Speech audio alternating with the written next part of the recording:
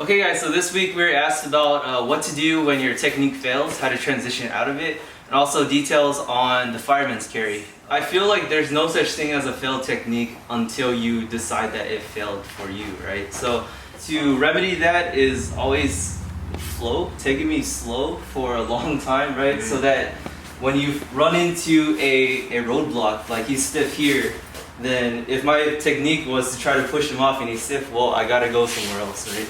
So things like that you need to keep in mind, and that only happens when you rep out this type of slow flowing partner drills. In terms of takedowns, if I'm trying to take someone down and he defends it, right? So you need to rep out these spots as well, because there's only a few things you can do, and it's up to you to figure out what that is. So let's say I failed this one.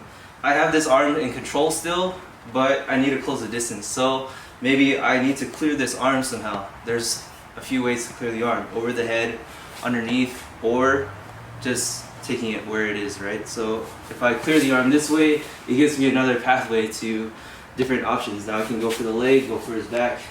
If I cleared it over my head, I can now either face him if I want to, or go all the way to the back. But those stopping points are good things to drill. So that means actually drilling. Yeah. That means actually going here, stop, Yeah. and then again.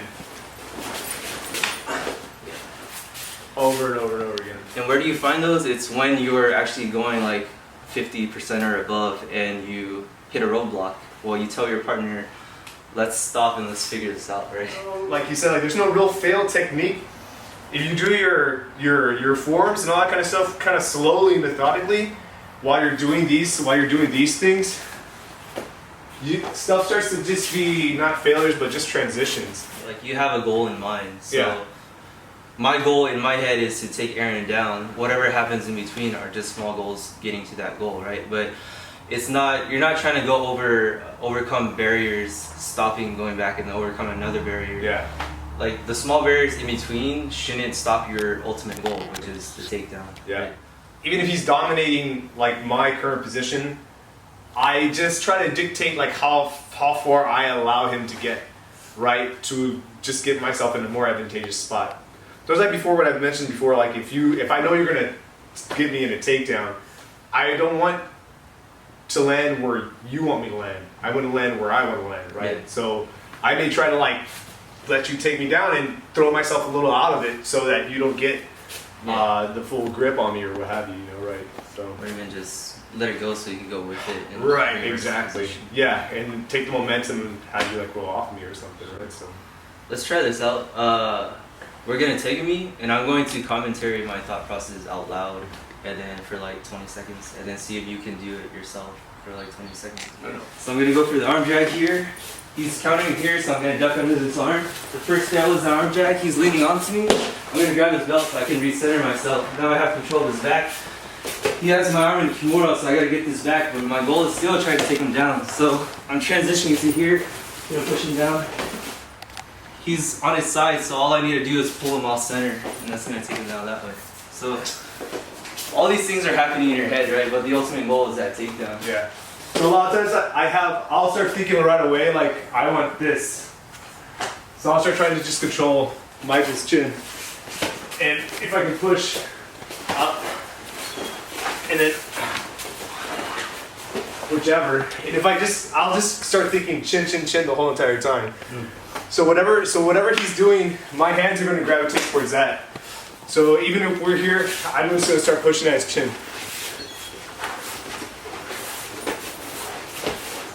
Right, so that's all I get, versus going straight. So That makes sense. yeah, so all this is even like there's like where's Kata, right? All this kind of shoot the look is and stuff like that. So that's all knife hand, right? And since your goal is chin, if I go for a leg, you're just shutting that down and going back to the chin, right? So Yeah, so it's like if we're here and I'm trying to go for his neck, stuffing, and I go back to try to grab his chin, right? Yeah. So you can call those failed techniques, but we're still transitioning out of them and moving on, continuing on with our goal. One more drill that can help you is slow takedowns, which we did a lot in the past. So the very stereotypical one, actually that's taught in Aikido. We also had a question about relationships between Aikido and Karate, but this is the same thing. If I try to do like a wrist lock takedown, if I'm pushing his wrist this way, his elbow wants to readjust, right? So then I'm gonna follow where this elbow goes, and it's gonna look like this, back and forth, back and forth, back and forth. So real slowly, as slow as possible, I'm trying to follow where his center line is breaking up.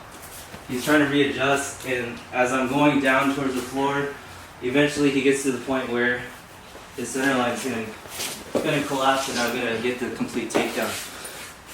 You could extrapolate that, and you do that as a drill for any other takedown, in any position, right?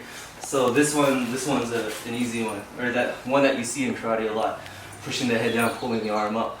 So now just turn that into a drill. He recorrects himself, so I gotta follow him as I'm going. I'm continuing lifting this arm up and pushing the head down, and I'm circling it as well, because he's trying to recorrect from here, and that's his over recorrection there, right? So going slow like that, you're gonna be able to feel their minute adjustments. Yeah. It's good also for your partner that you're doing it against, because it also helps them figure out like what the heck to do if you're in that position. Yeah. And you know kind of like where your where it's kind of like, I don't want to say abandon all hope, but you have to like, you know, throw your Hail Mary like moves into that, because you know if you're getting taken down, I know right here I'm okay. I know once Michael gets me past a certain point right here, I know this is really difficult. Yeah. I know if I'm any more splayed out, yeah, it's done. So it kind of tells you like Your threshold. Yeah, exactly. And then what do you do then? Yeah. If you're at your threshold, right? If you want to go even beyond that drill, then just do a takedown slowly and then transition to another takedown as they counter that, right? So I'm trying to take you down here for a couple seconds. Your counter to that is that, so I got to figure out how to take you down another way for a couple seconds. Your counter to that is there, so I got to take you down here, drop my knee. Now we're on the floor, right? So it's combining takedowns very slowly, getting those finer details, and that's what's missing a lot. Yeah, because then if you do it quickly,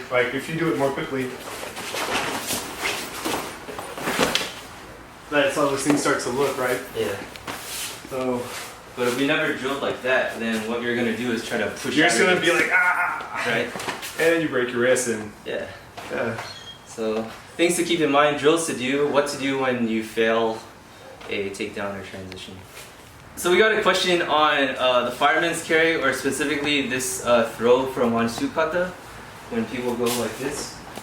Always, if your throw is trying to get underneath somebody, then you really need to be underneath their center, right? So there's a difference between getting underneath them like this with my head over and trying to push them up versus getting underneath them like this and really being able to lift them.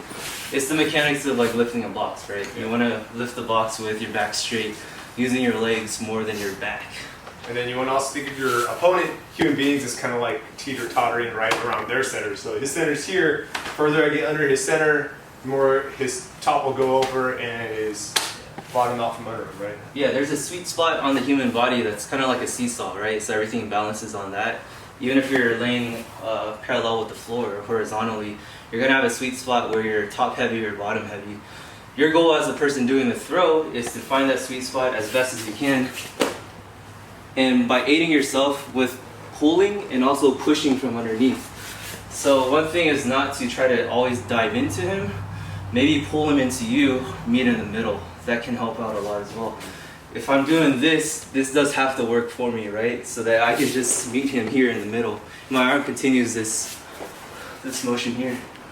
Yeah, I mean, dropping to the knee, you want to be careful with somebody getting your back, but dropping to somebody's knee, to your knee, to get that scoop, it's really the pendulum thing. So when I've done it, you almost want to kind of like fall into that, yeah? Like right into here. So pull it here and then hitting here, and that throws him away. That doesn't take a lot of work. Oh, yeah. Right, I'm actually like throwing my shoulder. I'm not even trying to pick him up. I'm just going there, and it just rocks him that way. So that doesn't take any lifting like whatsoever, right?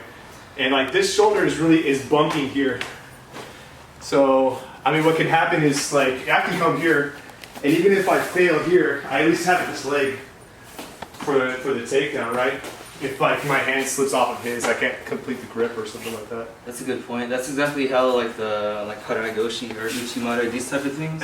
You're trying to bump them with your thigh or butt right here, rather than trying to sweep the leg up, right? Right, picking it up, yeah. So you bump it, and so like you have to remember, like, you know, this kind of forward momentum of driving. It's like if you have forward momentum coming here, and I just throw my body into that part, he's going to go over you. He has to, right? So I kind of think the same thing sometimes when I'm doing throws. You know, even like Seiyo Nagi, it's not so much a lift as it is driving momentum that way, right? So I don't do it like here and then pull. I throw my body into, and then you drive backwards, they go forward, right? So same thing. Very much like creating a ramp for a car. Yeah. Or a wedge. You're trying to wedge into that space. Exactly. Like Wansu is kind of interesting because what it seems to do is it seems to like drive, like if you can hit somebody before you throw them, like judo does that all the time. It's just real subtle, right? Because everything's kind of like a chin check, you know, elbow check, this kind of stuff.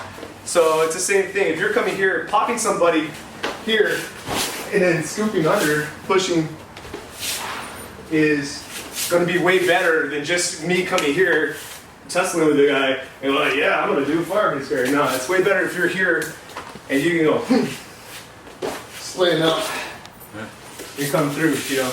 The more thing is, yeah, it's all this, right? yeah, it's even that throw where you're doing this, it's the same thing. You could play it out this way.